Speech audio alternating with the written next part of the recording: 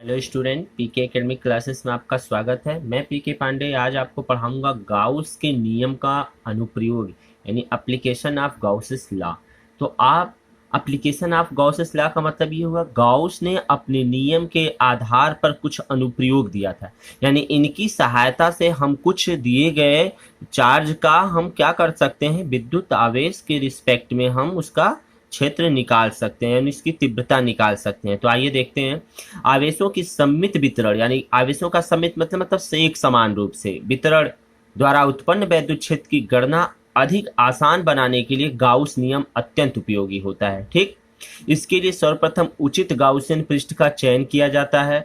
Gaussian पृष्ठ प्रायः गोलाकार या बेलनाकार दोनों में से किसी एक का चयन किया जाता है तथा विद्युत फ्लक्स की गणना सूत्र यानी E.ds के रूप में किया जाता है। आप जानते हैं कि फ्लक्स का फार्मूला ये होता है, तो यही वाला फार्मूला प्रयोग करेंगे यहाँ पर हर जगह पर। तथा गॉस के नियम को निम्नलिखित अनुप्रयोग है, क्या क्या है उसको मैं भी दिखा रहा हूँ।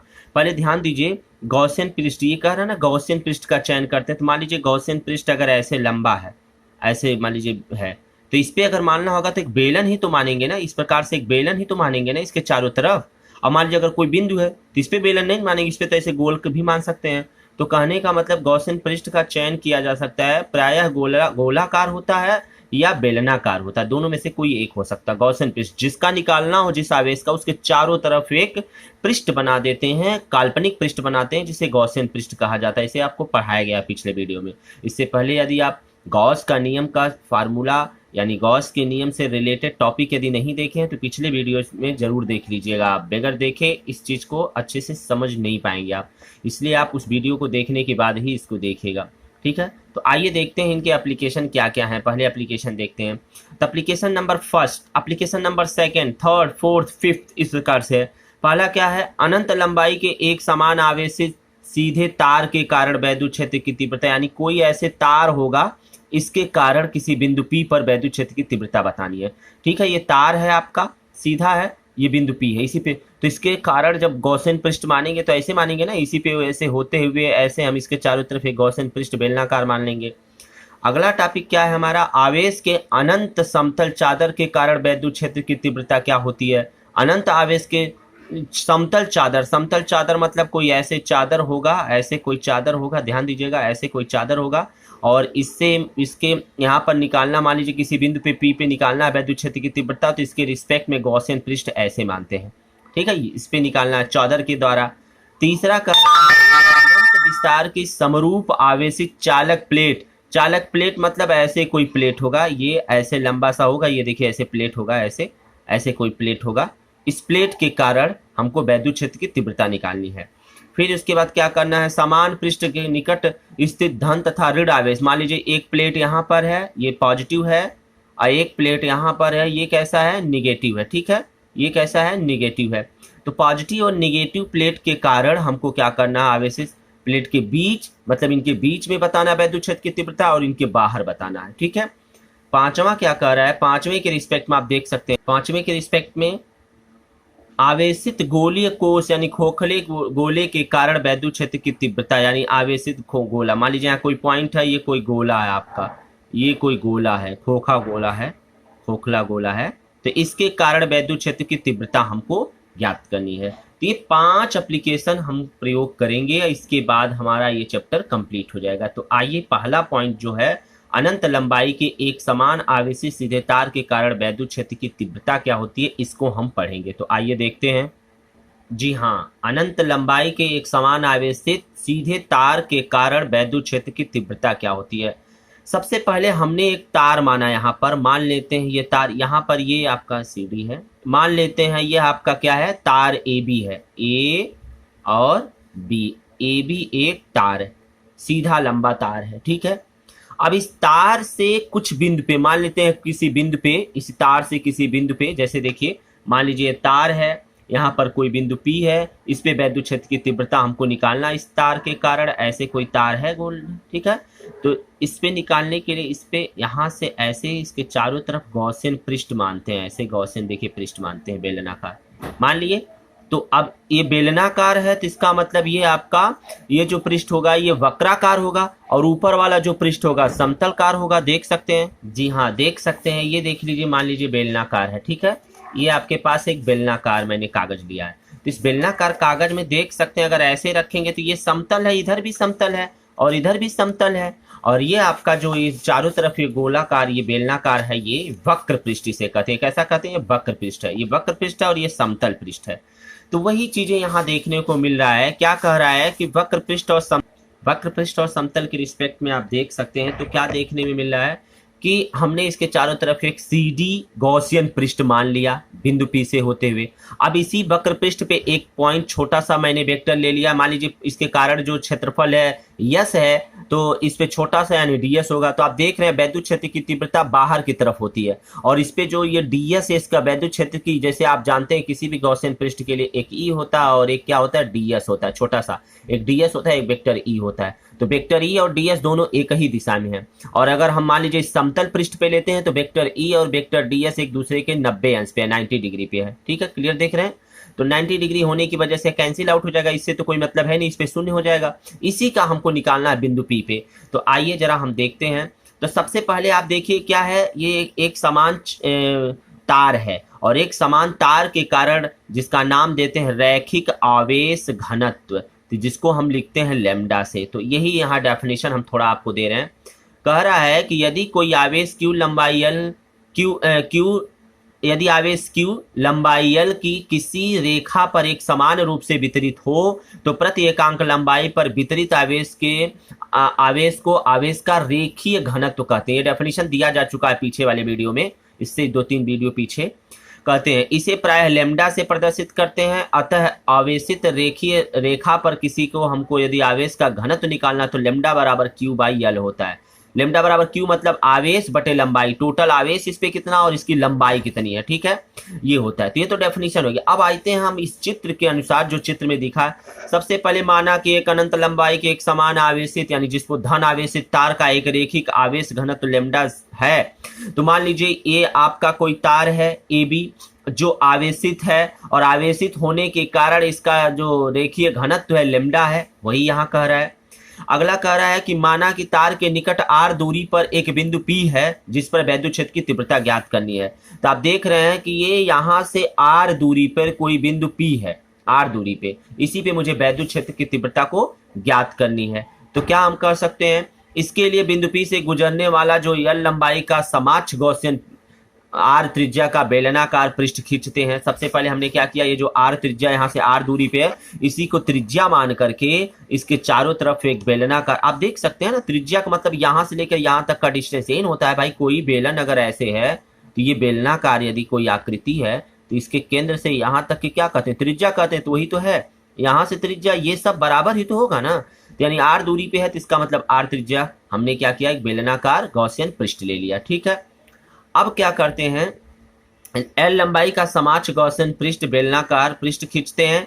सममित के कारण, इसको नहीं लिखेंगे, रहने दीजिए, सममित के कारण इस पृष्ठ के प्रत्येक बिंदु पर विद्युत क्षेत्र जो होगा की तीव्रता परिणाम E समान होगा। सममित होने के कारण, यानी सममित मतलब चारों तरफ बराबर, इससे देखिए यहाँ दूरी यहाँ दूरी यहाँ दूरी सब बराबर है, जिसके कारण इस पे वैद्युत क्षेत्र की जो तीव्रता होगी वो क्या होगी, समान होगी। आप देख सकते हैं समान होगी, और इसकी दिशा अक्ष के लंबवत बाहर की ओर होगी। हमेशा जो इसकी दिशा होती है ई की वो अक्ष के बाहर होती है। तो आप देख सकते हैं हमेशा, देखिए यहाँ भी बाहर की तरफ है लंबवत और यहाँ भी बाहर है लंबवत। तो इस प्रकार से हमने क्या देखा कि अक्ष के लंबवत होती है। तो इस पे अगर हम ध्यान देंगे तो कह सकते हैं स्पष्टतः सबसे पहले एक वक्र CD अक्ष के ऊपर नीचे की समतल सतहों से होकर गुजरने वाला वैद्युत फ्लक्स शून्य होगा। यानी अगर इसके समतल से देखें, इस वाले समतल से, यानी ये जो ऊपर की तरफ समतल बना हुआ और नीचे की तरफ जो समतल है, इन दोनों समतलों पे यदि वैद्युत क्षेत्र की तीव्रता के रिस्पेक्ट में देखेंगे तो क्या हो जाएगी, जीरो हो जाएगा, शून्य हो जाती है, वैद्युत फ्लक्स शून्य होता है, क्योंकि समतल सतहों के पृष्ठ सदिश व विद्युत क्षेत्र लंबवत होते हैं। देखने में आ रहा होगा ये क्षेत्र और ये आपका वैद्युत क्षेत्र की तीव्रता, ये दोनों आपस में क्या है, लंबवत है, 90 अंश का कोण बनाएगा। और काश 90 का मान 0 आपने देखा यहाँ पर, तो इसके प्रकार से कह सकते हैं कि 0 हो जाएगा, ठीक।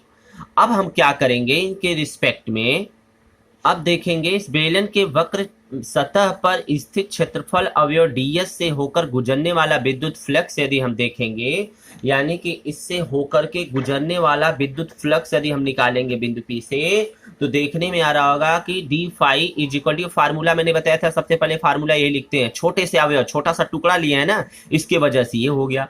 और आप इसको लिख सकते हैं, डॉट को जब हटाएंगे तो E D S cos theta हो जाएगा, और यस तो रहने दीजिए इससे, यस सरफेस से, तो E D S cos theta हो जाएगा। आप यहाँ से देख सकते हैं कॉस थीटा, क्योंकि यह एक दूसरे के, क्योंकि यह एक दूसरे, यहाँ तो लंबवत है तो 90 अंश हो जाएगा, जीरो हो जाएगा, तो ये कैंसिल आउट हो जाएगा। लेकिन इस पे हमको निकालना है वक्र पृष्ठ पे, तो वक्र पृष्ठ दोनों देखिए एक ही दिशा में, दोनों एक ही दिशा में होने का मतलब थीटा बराबर क्या दिख रहा है, यहाँ पर 0 अंश का कोण दिख रहा है। तो यहाँ पर भी थीटा बराबर 0 अंश, क्योंकि पृष्ठ सदिश व क्षेत्र एक ही दिशा में क्या है, विद्युत क्षेत्र एक ही दिशा में है, तो इसका मतलब 0 हो जाएगा।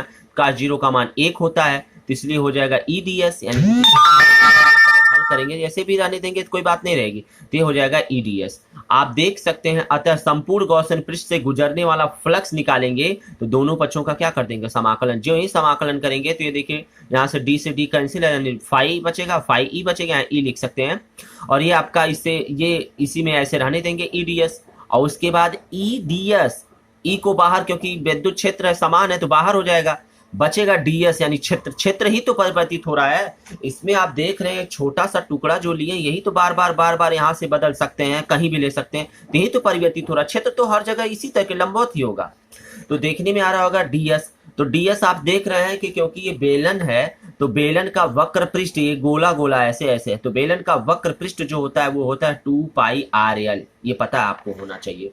तो बेलन का वक्र पृष्ठ है 2 पाई आर एल, जहां 2 पाई आर बेलन का क्या है, वक्र पृष्ठ का क्षेत्रफल है, ठीक है।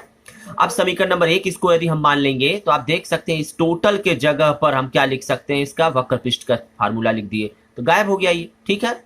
तो परंतु सतह CD के भीतर कुल आवेश लेमडा इंटू, क्योंकि आप जानते हैं CD के भीतर, यानी जो ये तार है, इस तार का आप देख सकते हैं ना, ये जो लंबा ये आवेशित तार है, इसका आवेश हमने क्या निकाला, तरंग Q/L, यही ने निकाला है घनत्व। तो यहाँ से आप Q का मान यदि निकालेंगे तो इसका यहाँ गुणा कर देंगे, तो Q बराबर क्या हो जाएगा, L into lambda into L। यहाँ भी वही लिखा है कि आवेश Q बराबर क्या यहाँ दिख रहा है, लेमडा इंटू L, क्योंकि लेमडा बराबर Q/L होता है, ठीक है। अब हम क्या करेंगे, गॉस के प्रमेय से बाह्य बेलनाकार सतह से होकर जाने वाला कुल विद्युत फ्लक्स यदि हम निकालेंगे तो फाई बराबर क्या होता है, आप जानते हैं ना, फाई बराबर Q/गॉसियन फार्मूले से एप्सिलॉन 0। तो ये फाई बराबर Q के जगह पर क्या दिया है, Q के जगह पर क्या दिया देख रहे हैं, लेमडा L, अब बटे एप्सिलॉन 0, जहां एप्सिलॉन 0 विद्युतशीलता है, ठीक है। समीकरण नंबर 2। अब क्या करेंगे, समीकरण 1 और समीकरण 2 से, समीकरण 1 में फाई का मान 2 पाई आर एल है, और यहाँ पर फाई का मान इतना है, तो दोनों आपस में, इन दोनों से देखेंगे तो दोनों आपस में क्या हो जाएंगे, बराबर। तो E 2 पाई आर एल लेमडा L बटे एप्सिलॉन 0, L से L दोनों तरफ कट जाएगा, तो बचेगा क्या यहाँ से, E is equal to lambda रहने दीजिए, ये नीचे आ जाएगा, तो 2, ये नीचे आ जाएगा, तो 2 पाई एप्सिलॉन 0, और इसके बाद R इसके नीचे कर दिया गया है। अरे भाई ये टोटल सिस्टम नीचे आएगा ना, 2 पाई आर, तो एप्सिलॉन किसको बगल में कर दिया, इसको यहाँ कर दिया आर। तो देखने में आ रहा होगा कि अब हम क्या करेंगे, क्योंकि यहाँ 4 पाई आर, अगर 4 पाई एप्सिलॉन 0 हो जाता तो इसका फार्मूला 9 × 10 के पावर प्रयोग कर सकते हैं हम, जहां भी करना होगा। तो इसका मतलब हम इसके जगह पर 2 से ऊपर और 2 से नीचे क्या करें, अंश और हर में क्या कर देंगे, गुणा कर देंगे 2 से। तो यहाँ भी करेंगे, यहाँ तो ऊपर वाला 2 तो ऐसे रहेगा ही, और नीचे वाला 2 दूनी 4 हो जाएगा, तो 1/4 पाई एप्सिलॉन 0 2 लेमडा बटे आर, यही आपका सूत्र है, याद रखिएगा। किसके कारण, एक समान वैद्युत क्षेत्र, यानी एक समान, यानी अनंत लंबाई के एक समान आवेशित सीधे तार के कारण वैद्युत क्षेत्र की तीव्रता है, ठीक है, एक तार के कारण। अब सदिश रूप में अगर लिखेंगे तो बस यहाँ कैप लगा देंगे वेक्टर के रूप में, और यहाँ वेक्टर लगा देंगे, क्लियर। आप देख रहे हैं कि जहां वेक्टर आर और आर की दिशा एकांक वेक्टर है, अतः वेक्टर ई की दिशा त्रिज्या के बाहर की ओर होगी, कहाँ होगी, बाहर की ओर होगी। तो इस प्रकार से हम कह सकते हैं कि यहाँ से ये देखिए, ये कांस्टेंट हो जाए, ये कांस्टेंट हो जाएगा, ये कांस्टेंट, तो बचेगा ई समानुपाती 1/r के, तो ई समानुपाती 1/r, यानी व्युत्क्रमानुपाती यहाँ से दिख रहा है, इसे व्युत्क्रमानुपाती कहते हैं, बटे आर लिखता है। तो अतः ई तथा आर के बीच यदि ग्राफ खींचेंगे इस तरीके से, ये मान लीजिए आपका क्या है, ई है, और ये आपका क्या है, आर है, तो देख रहे हैं दोनों के बीच में क्या है, इस तरीके से जैसे जैसे ये बढ़ेगा वैसे वैसे ये घटेगा, यानी जैसे जैसे त्रिज्या बढ़ेगी वैसे विद्युत क्षेत्र की तीव्रता का मान घटेगा, और जैसे जैसे त्रिज्या घटेगी वैसे वैसे इसका मान बढ़ेगा, जैसे जैसे इसका मान बढ़ेगा इसका मान घटेगा। क्लियर? व्युत्क्रमानुपाती में ही होता है। आइए जरा एग्जाम्पल देखते हैं। एग्जाम्पल क्या है, कह रहा कोई अनंत रैखिक आवेश 4 सेंटीमीटर दूरी पर इतना न्यूटन कुलाम प्रति कुलाम विद्युत क्षेत्र उत्पन्न करता है, रैखिक आवेश घनत्व ज्ञात कीजिए।